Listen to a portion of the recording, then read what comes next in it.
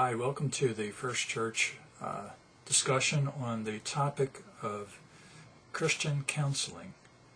We are going to take a brief study, or rather an extensive study, into the subject of Christian counseling and the developments of a Christian theology for counseling. We're going to make use of, and really we're going to just read through, for the most part, a book by Dr. J.E. Adams called A Theology of Christian Counseling. It used to be under the title of More Than Redemption, which gets kind of at the heart of what the book is about. When we come to faith in Jesus Christ, we don't simply come to a relationship with God, but now we need to walk with God and live in accord with God's Word. So Dr. Adams has written this book in which he takes some of the central truths of the Christian faith and shows their implications for Christian living. And I think it's a very valuable study, whether you have an interest in making progress in the area of counseling and how to provide Christian counseling to others, or more specifically for your own personal life, if you seek to see how God's Word applies to the everyday aspects of life. I think this study will be very helpful for you. What I will do here is largely follow the pattern that I've used on Wednesday mornings with a small group meeting in my church, where we have sat down and began reading through this text, and then I would make comments on the text, and the members of my group would interact and respond, sometimes with questions of their own or comments, and I would interact with them. They're not here for this particular study, so we're going to lack that kind of interaction, which I think is fun and valuable, but we're going to try to proceed without that. So you will get my thoughts on Dr. Adams' book, which this book is one which I highly regard, and I would say that this is my approach to Christian counseling, or to the whole idea of Christian living before God. We do so on the basis of God's Word and not on the basis of other humanistic thinking. So let me give you a taste for this by reading the preface to the book. Incidentally, I am making use of a new cover for the book that's I was able to purchase through Westminster Theological Seminary's bookstore, and you can look it up at wtsbooks.org and order the book for yourself. You could also go to J. Adams' website at nouthetic.org, Nouthetic, nouthetic.org, and they can direct you to the book as well. You can find it on Amazon, of course, too. So let me read through a little bit of this, make a couple comments, and you'll get a flavor for how this will go. In the preface, Dr. Adams begins giving us a little bit of a context for how we are to look at this book and what his intention was in the writing and publication of this particular book. And what he's going to say, in effect, is that he's writing what he knows. It's not a complete description of everything that could be said. It's just what he considers to be important for the moment. And in some respects, I think that all Christian writing, to a certain extent, any sort of writing, has a certain measure of limits to it. It can only go so far. We don't arrive at perfection here in this life. So Dr. Adams begins by saying, more than redemption, again, the original title of the book, the title now is A Theology of Christian Counseling. More than redemption is a first attempt to consider a biblical theology of counseling. As such, it is woefully imbalanced and incomplete. That's kind of an odd admission from an author right at the very start. His writing is imbalanced, woefully imbalanced, and incomplete.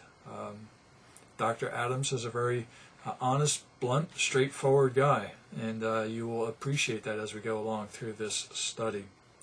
It says, "No one knows this better than I, yet it has been my conviction over the years that, though incomplete, materials should be published whenever they can be presented in some sort of systematic form."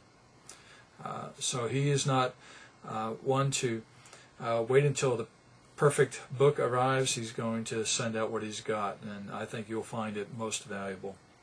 "I know of no better way to test views, provide current help for those who are struggling on the front lines, and to further the goal of calling pastors back to the work that their forefathers abandoned.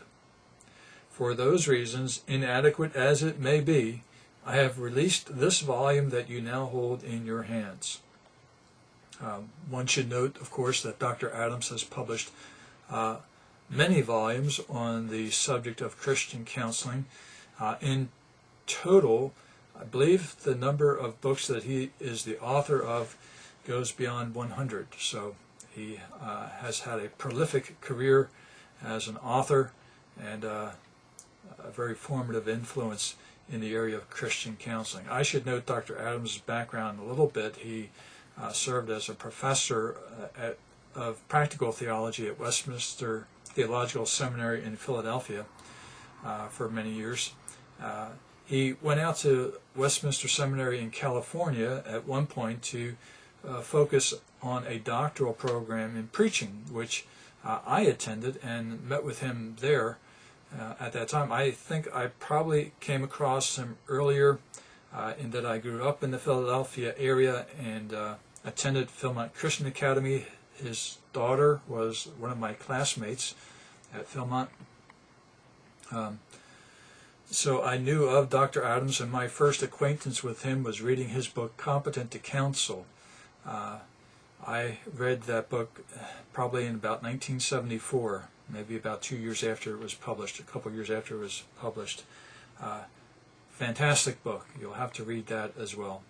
But we're looking at this here.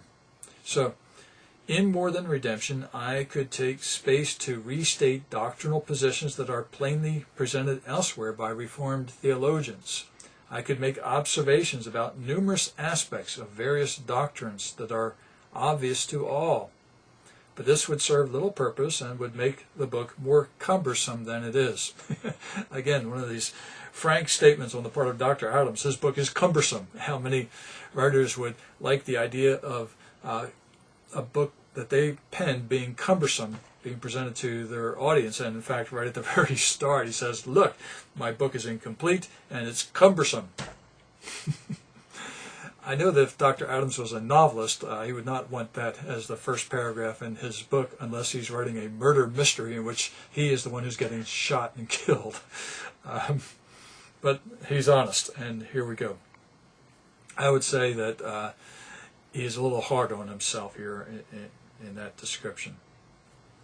To note, for instance, that God must be omniscient to know all aspects of a situation in order to answer prayer, that he must be omnipresent to hear all prayers uttered at all times and in all places, that he must be omnipotent in order to respond to every circumstance in any way that he wishes, and that it takes a God who is all three to bring about his universal goals through each particular in the universe in relation to every other particular, both in the past and future, as well as in the present, is, for example, a work of supererogation.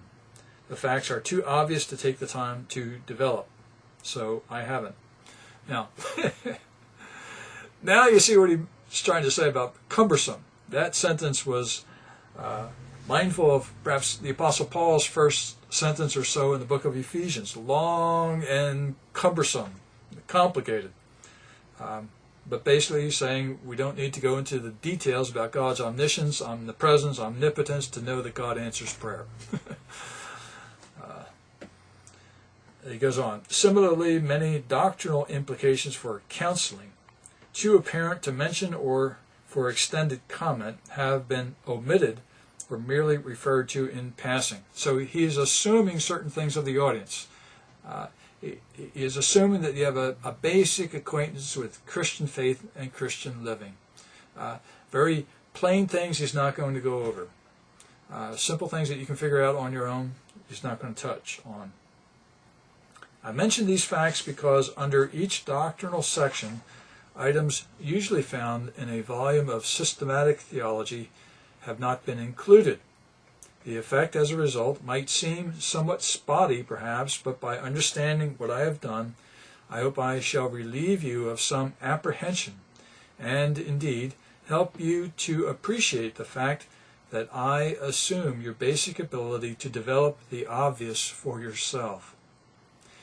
The book may be read for individual benefit or may be used as a textbook in the classroom. A textbook covering such material has been needed for quite some time.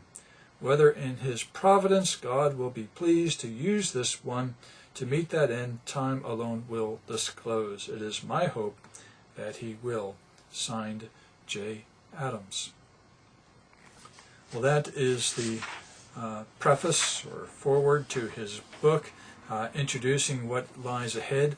At this point, I'm just going to pause at that part. The next time we get together, he will discuss, he will give his introduction to the book, which will orient us to what he wants to say with regard to Christian counseling. And you will find that his perspective on Christian counseling is dynamite. It will blow up the kinds of approaches that generally are followed in certainly mainline Protestant Christianity, and even also in many evangelical circles. Dr. Adams' approach is dramatically, radically different than many of these. And so I hope that you will spend some time with me and walk with me through this book, and together we will make progress in our understanding of God's will for our lives, and Lord willing, be better equipped to help others. We'll be better equipped to lead our families, to care for our loved ones, to serve in our churches, and to minister to those who are outside the church, to counsel them to follow Christ. And so it should have great impact on your life. It will deepen your understanding of theology and also Christian living. So what more could you want? Anyway, thank you for watching this, and I look forward to seeing you again soon. Take care.